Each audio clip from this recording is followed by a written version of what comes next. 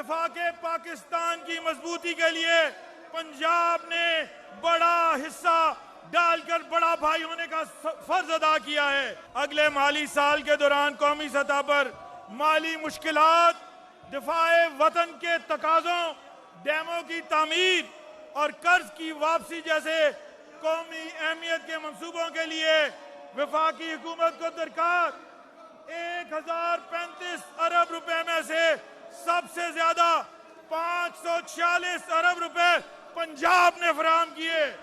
अल्हम्दुलिल्लाह पंजाब मुआशी रीढ़ की हड्डी होने के साथ पाकिस्तान की ढाल भी है। जनाब स्पीकर, 18वीं तरमीम की रूह के मुताबिक इस पर अमल दरामद करते हुए महकमा साजी करने वाला पंजाब मुल्क का पहला सूबा बन चुका है, जिसके तहत बिखरे और उजड़े इदारों में इस्लाहात का जामे अमल शुरू किया गया है। कानून साजी के अलावा रिकॉर्ड मुद्दत में अथॉरिटीज, एजेंसीज और इदारे कायम कर दिए गए हैं।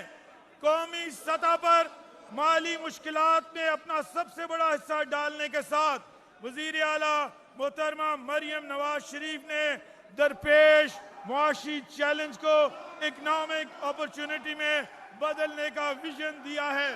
इकोनॉमिक ट्रांसफॉर्मेशन ऑफ पंजाब के नाम से इस हिकमत अमली का मकसद सूबे के अपने ज़राए आमदन को बढ़ाकर मुआशी खुद कफालत हासिल करना है।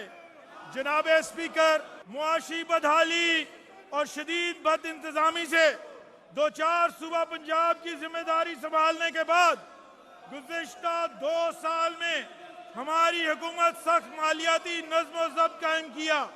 महकमों की राइट साइजिंग करते हुए जहां 1 लाख से जायद खाली और गैर जरूरी असामियां खत्म करके सूबाई खजाने पर बोझ कम किया गया, जबकि 4 लाख से ज्यादा शहरियों को मेरिट पर नौकरियां दी गईं।